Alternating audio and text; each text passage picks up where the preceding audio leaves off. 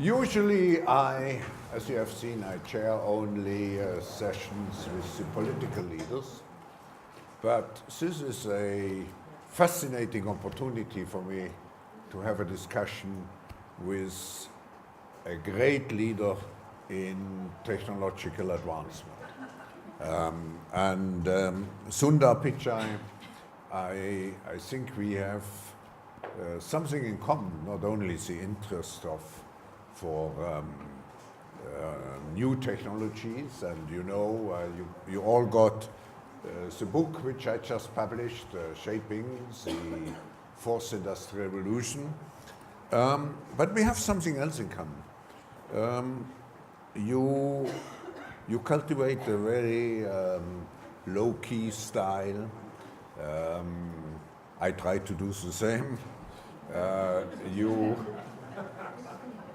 Just Davos.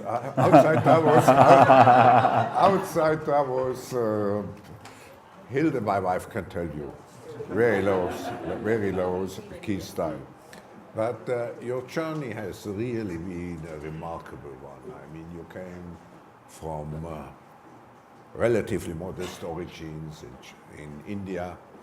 You studied in India. You are an engineer, as I am.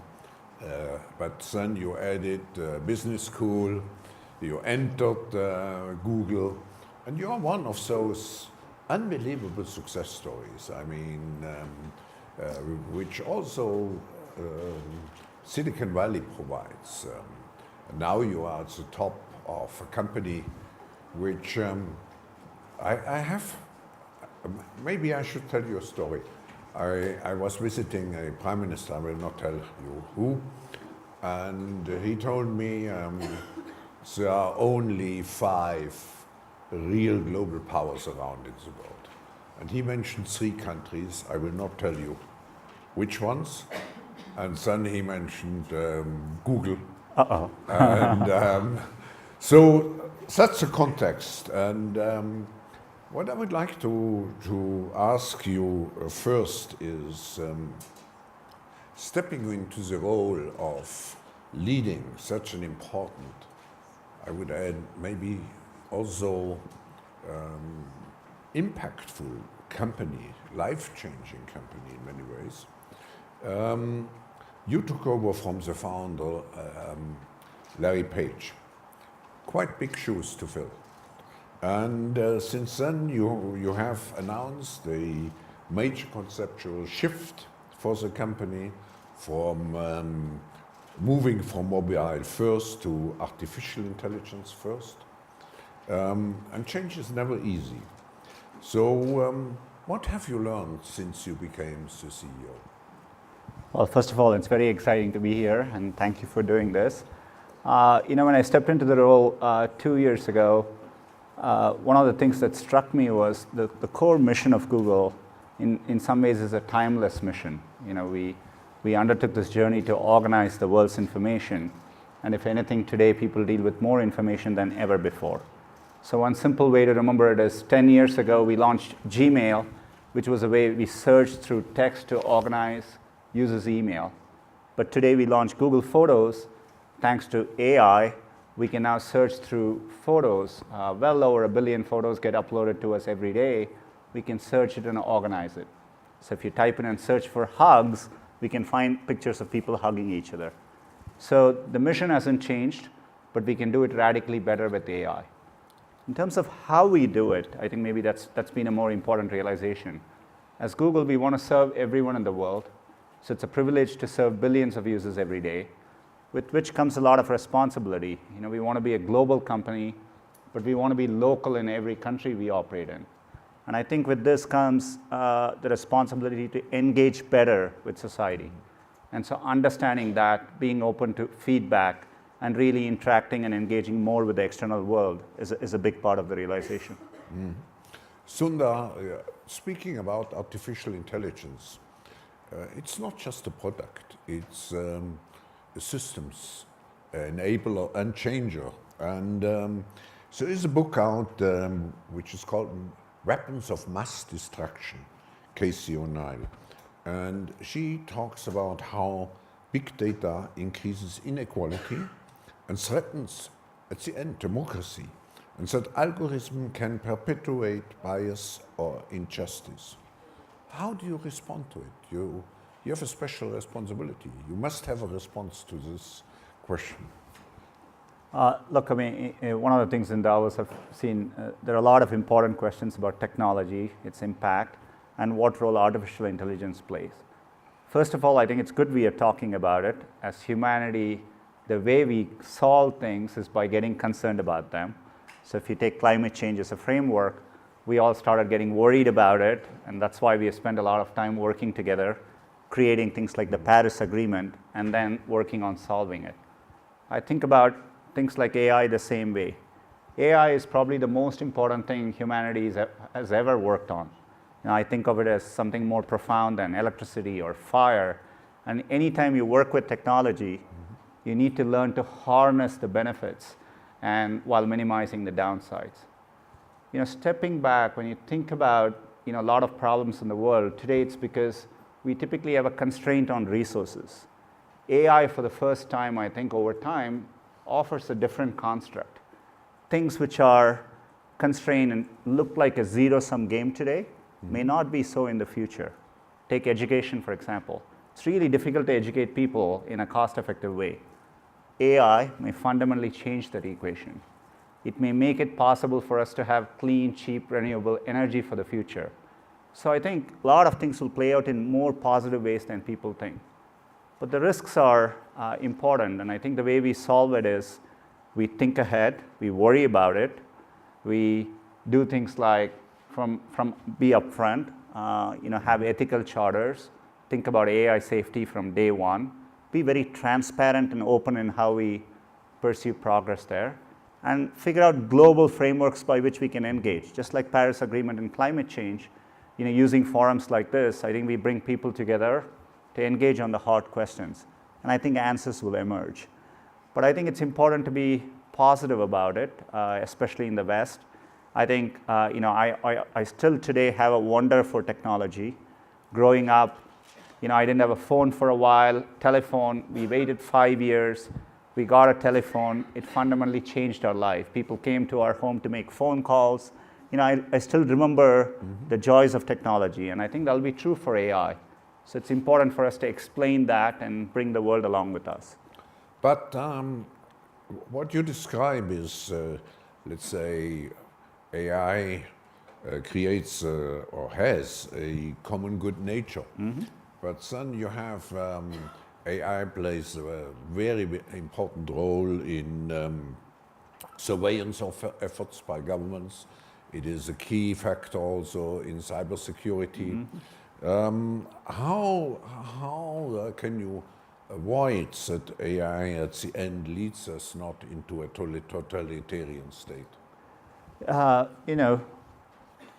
To me, the only way to solve some of these deeper issues is global multilateral frameworks. So to me, the kind of questions you're asking needs to involve G7, G20 discussions, and countries. We have to agree to demilitarize AI, and I think that's a common goal countries should work towards. There's no other way to solve it. One of the good things about it is AI is kind of an equalizer. So I think over time people will realize it's tough to weaponize it because everyone will have the same ability back. And I think that gives a framework for us to think about. So you need a global stand down, global consensus not to use it for military purposes. Going to be very hard, but I think is the kind of framework we all need to work towards, and that's the only way out of it, I think. Let me turn to big data. And I saw in an interview last year, you spoke about, and I quote you, "The data belongs to the user. We are stewards of it."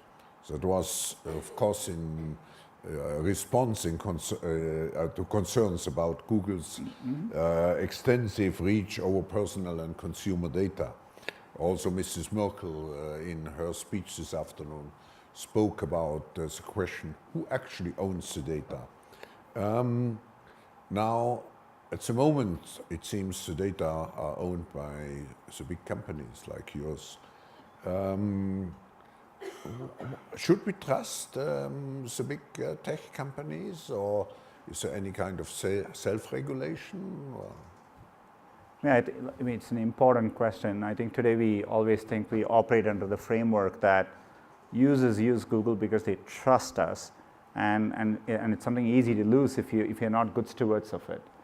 So we work hard to earn that trust every day. You know, one of the biggest concerns with data, as you saw through last year, is security of data. You know, so for example, when you use Gmail, we work hard to make sure we keep your email safe from all kinds of attacks that's possible. And I think that's the framework by which we operate. But I think I always think data belongs to the user. And as companies, we are only stewards of it. You know, we work hard on making data portable. Tomorrow, if you want to use some other service other than Gmail, we actually make it very easy for you to take all your data out of Gmail and go use something else. I think that's an important framework to have. AI will actually make some of this easier. I think AI will allow us to put the user more at the center and build trust systems around it too. So, but I think what you're asking has got to be the foundation for it. I don't think any single company should own these things, or that's not the contract we can have with the world. That's a very important statement, I would say, and not necessarily what the public always feels. The public feel the data is in the hands of the big companies, and they do whatever they want to do with it. You know, I think then they won't use this again, and so you know, it's something. And increasingly, when you take areas like health, if we really want to do good stuff in the world, you know, data security and trust are the pillars of it. So we have to be very careful. I may ask you a relatively concrete question. Google has a global share of more than 80% in internet searches conducted over PCs or smartphones. And in June last year, I think it was June last year, the European Commission fined you, if I'm correct, $2.4 billion or euros for breaching antitrust rules in the shopping search service.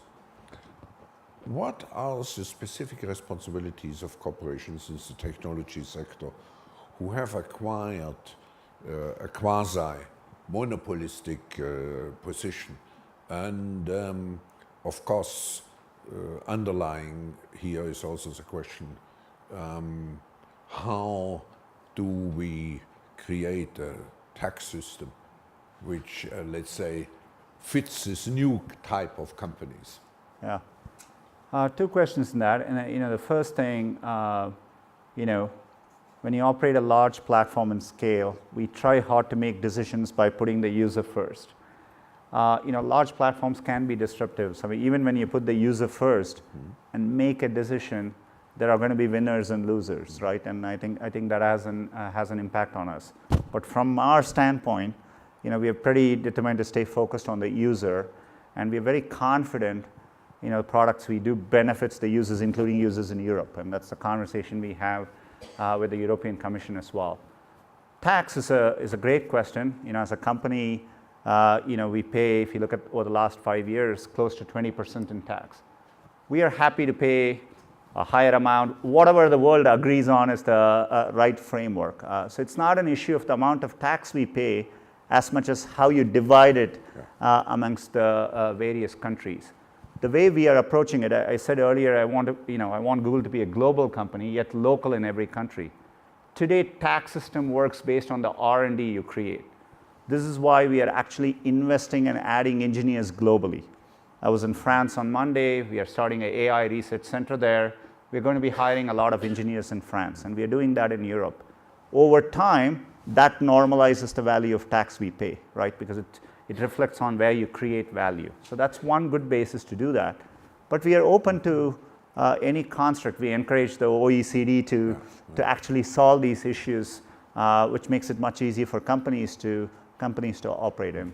So, when you depend very much on the performance, resilience of the internet And of course, there's also the philosophical or ideological issue about internet freedom.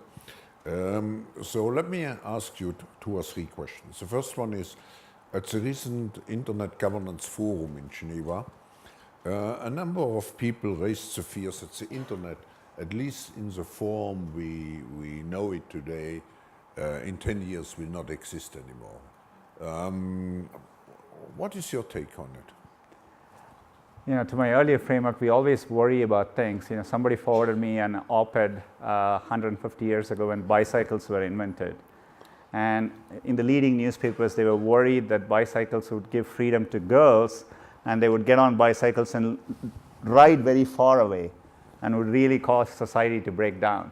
So I think that's how we worry and constantly make things better. But things turn out very differently. To me, you can think about the internet as a set of technologies, and that will continue to evolve. But if you think about the internet as an ideal, the ideal of giving anyone in the world a chance to get connected with everyone else, give them opportunity at a global scale. So today, using Google, there are ranchers in Idaho in the US who export their products globally. There are artists who put up things on YouTube, and they have their audience globally. That's what the internet does. I think that clock is going to march on. That ideal I'm not worried about. As a technology, if anything, I think it'll get better. You see things like blockchain coming up. These are exciting developments. So I think the internet, we have to worry about it, but I'm optimistic. I'm optimistic about technology, not because I believe in technology, but because I believe in people and humanity. Yeah. And I think that's a good construct to move forward. It's also one of the, let's say, key objectives of the World Economic Forum now is its new center for cybersecurity. But when you speak about, you have to have equal access if you really want to have a democratic system. But now the recent decision by the US administration to allow a two-speed internet, isn't that already the demise of this democratic concept? Net neutrality is a important concept, and on which the internet has been built upon. The good news is if you see the public sentiment where things are, people really cherish. People don't want their traffic to be discriminated in a certain way. And so I think that's an important ideal and is giving rise to a lot of good debate. I'm hopeful we cherish those principles and preserve it for the coming years. Who will actually win and who will lose if you have such a different speed internet?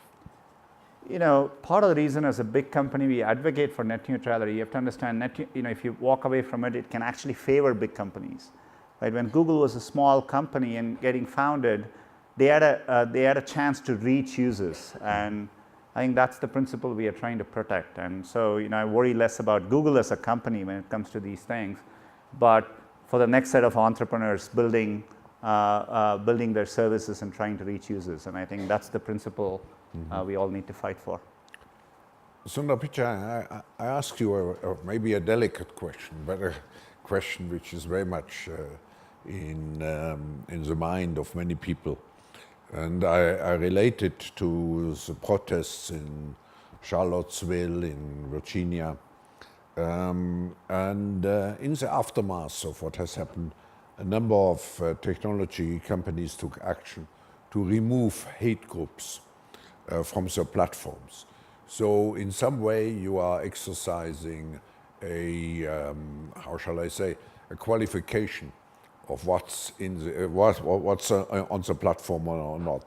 And this leads to the question, should digital platforms be able to unilaterally decide what content is acceptable and not acceptable?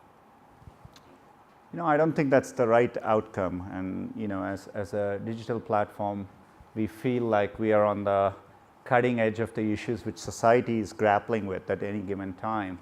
Where do you draw the line of freedom of speech and so on? The way we approach these things, so for example, over the last year, we've made tremendous progress in how do you deal with violent extremism. The way we did it is by engaging many NGOs, counterterrorism organization, nonprofits, and they guide us on where to draw the line, right? So that kind of gives you a framework as to how to think about it. Sometimes the government helps us by giving clearer laws, and sometimes that gives you a clearer framework. But I think it's the function of a democratic society to decide where to draw the lines. I don't think it should be in the purview of any single company or companies to do that. So we have to figure out how to engage with society, get the input, and that's how we are trying to draw the line. So it's some kind of a self-regulatory mechanism which you met. Yeah. We are doing this with the European Union and developing codes of conduct around hate speech, and we are doing that in a voluntary way, and I think that's a good So framework. you would feel what's the German legislation which came into practice, I think the 1st of January, goes too far, or? Well, look, I mean, I think these are, we believe in engaging with governments. They are trying to solve important problems, and we want to be a constructive partner. So there are many regulations in which we work together, be it GDPR or be it even right to be forgotten, etc. So we are always working together to find the right place to be in. I think that's the way we approach it. When you look at Google's history the last months and preparing for this session, and I come back to the leadership issue we touched upon at the beginning. There was a former employee, James Damore, I think, who wrote a memo criticizing the diversity initiatives within the company. And was there anything in the memo as you, as the CEO, took to heart? I mean, as a leader of 70,000 plus employees, what was your reaction? Look, as a company, we support freedom of speech, and we give a lot of platforms to do that. But you have to understand, in the context of a workplace, the representation of women in tech is very, very low. Technology products affect everyone in the world. So the only way you're going to do it better is by involving more women in the development of technology. I think it's a moral imperative to do that.